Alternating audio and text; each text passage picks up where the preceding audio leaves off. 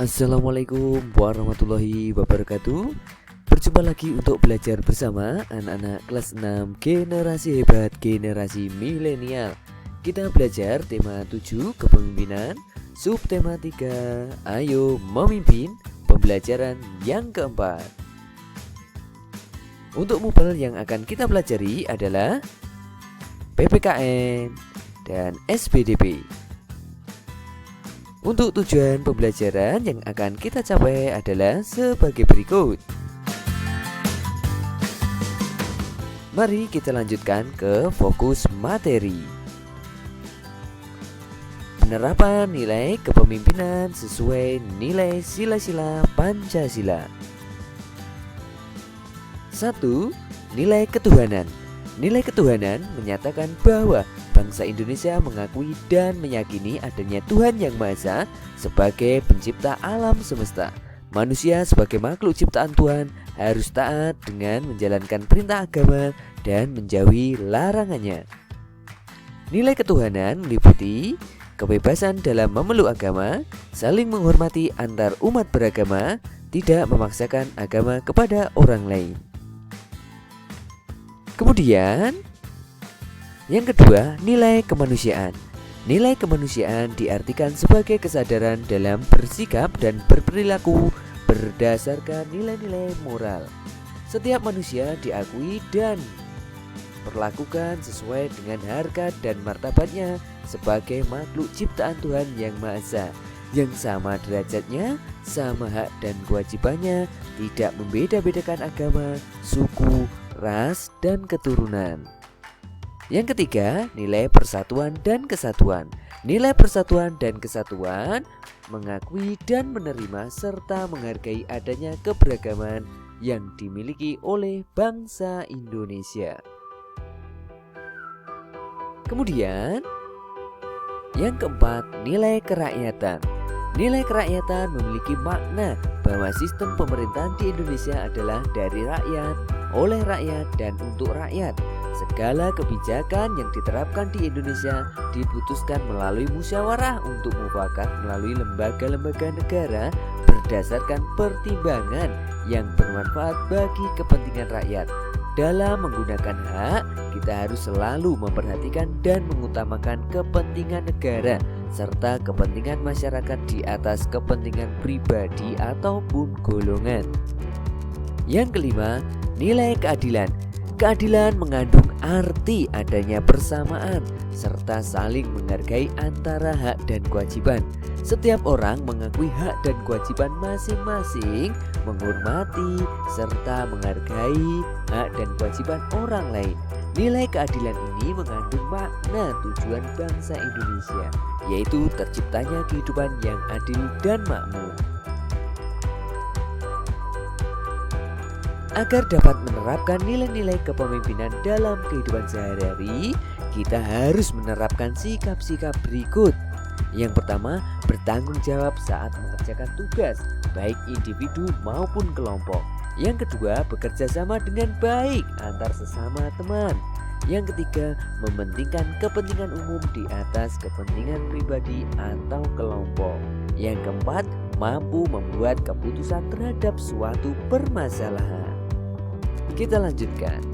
Ayo membaca. Deda dan 5 butir kentang. Dahulu ada seorang pencari kayu bakar bernama Deda. Dia hidup bersama istri dan ketiga anaknya. Mereka keluarga miskin yang tinggal di gubuk sederhana. Sudah seminggu ini turun hujan. Deda pun tidak dapat pergi ke hutan mencari kayu bakar. Istri Deda berkata, "Suamiku, persediaan makanan kita habis. Di sini hanya tersisa 5 butir kentang. Itu pun tidak cukup untuk makan kita sekeluarga." "Aku tahu, bersabarlah. Semoga besok tidak hujan dan aku dapat pergi bekerja. Sisa kentang yang ada biarlah untuk makan anak-anak saja," kata Deda.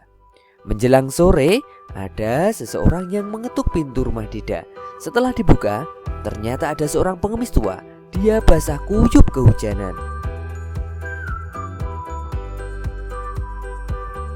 "Aku sudah berhari-hari kehujanan. Aku juga kedinginan dan kelaparan. Bolehkah aku minta sedikit makanan? Tanyanya. Deda kasihan melihat si pengemis, tapi dia juga tidak mempunyai banyak makanan.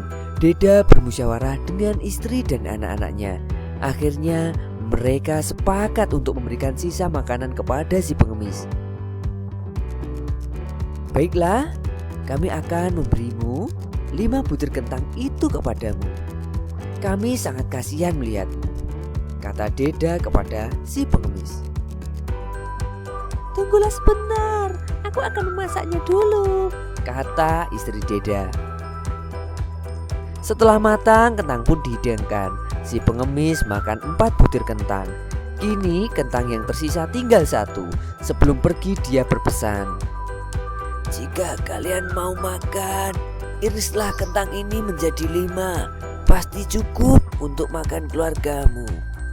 Deda kemudian mengiris kentang itu menjadi 5. Ternyata 5 irisan kentang itu berubah menjadi 5 butir kentang. Jika sebutir kentang diiris 5 lagi, maka tiap irisannya akan menjadi 5 butir kentang lagi. Begitu seterusnya. Kini Deda dan keluarganya tidak pernah kekurangan makanan lagi. Deda juga membagi-bagikan kentangnya kepada tetangganya. Ayo berdiskusi.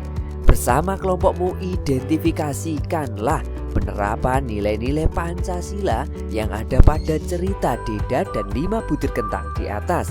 Tuliskan dalam bentuk tabel seperti berikut. Peristiwa dalam cerita dan nilai-nilai Pancasila yang sesuai. Di sini saya akan berikan contoh alternatif jawabannya. Yang pertama, Deda bermusyawarah dengan istri dan anak-anaknya. Nilai Pancasila yang sesuai yaitu sila keempat, yaitu kerakyatan yang dipimpin oleh hikmat kebijaksanaan dalam permusyawaratan perwakilan. Kemudian yang kedua, Deda kasihan melihat si pengemis, yaitu sesuai dengan kemanusiaan yang adil dan beradab. Yang ketiga, Deda kemudian mengiris kentang itu menjadi 5, sesuai dengan nilai Pancasila, yaitu keadilan sosial bagi seluruh rakyat Indonesia. Yang keempat, Deda mengajak istrinya untuk bersabar dan berdoa semoga besok tidak hujan, yaitu sesuai dengan nilai ketuhanan yang Maha Esa. Kemudian yang kelima, Deda juga membagikan kentangnya kepada tetangganya, yaitu sesuai dengan nilai Pancasila sila ketiga Persatuan Indonesia. Kita lanjutkan.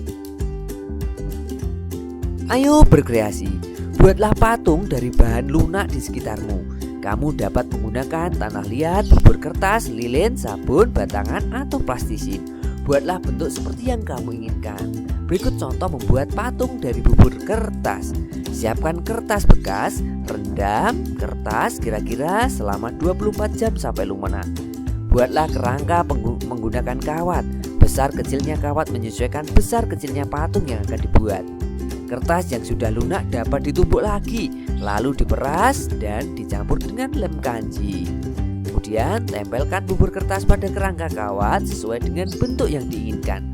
Untuk mendapatkan lapisan luar yang halus, lapislah dengan kertas yang berwarna putih dengan lem. Jemur patung di bawah sinar matahari. Setelah kering, warnai patung dengan cat kayu atau cat tembok sesuai warna yang kamu sukai. Berikut adalah contoh gambar patung yang terbuat dari bubur kertas. Agar lebih jelasnya, kalian bisa menyimak video berikut ini. Patung manusia dari bubur kertas. Teman-teman Smart Point, ayo kita mencoba membuat patung manusia dari bubur kertas. Pertama, siapkan alat dan bahannya antara lain gunting, ember, kertas koran, kawat kasa, pati kanji, cat warna, dan kuas. Langkah kerjanya yang pertama, buatlah kerangka patung dari kawat kasa. Kedua, potong-potonglah kertas koran menjadi serpihan-serpihan.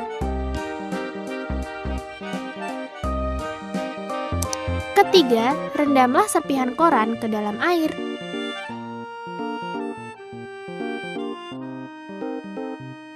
Keempat, setelah rendaman serpihan koran lembek, Angkat dan tumbuklah sampai halus. Kemudian campurkan dengan tepung dari pati kanji sebagai perekat. Aduklah hingga berbentuk bubur, tetapi jangan terlalu encer. Kelima, keringkan dengan cara diangin-anginkan. Jangan dijemur langsung di bawah terik matahari, agar tidak retak. Terakhir, warnailah dengan menggunakan cat.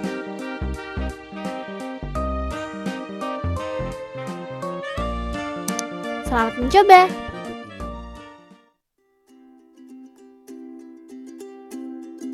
Nah, setelah kalian menyimak video tadi, ayo renungkan. Sikap apa yang kamu kembangkan hari ini? Pengetahuan apa yang kamu pelajari hari ini? Keterampilan apa yang kamu latih pada hari ini? Kerjasama dengan orang tua. Bersama orang tuamu, carilah dan bacalah salah satu cerita rakyat. Identifikasikanlah nilai-nilai Pancasila pada cerita tersebut. Ya, tetap semangat belajar meskipun kalian masih belajar dari rumah.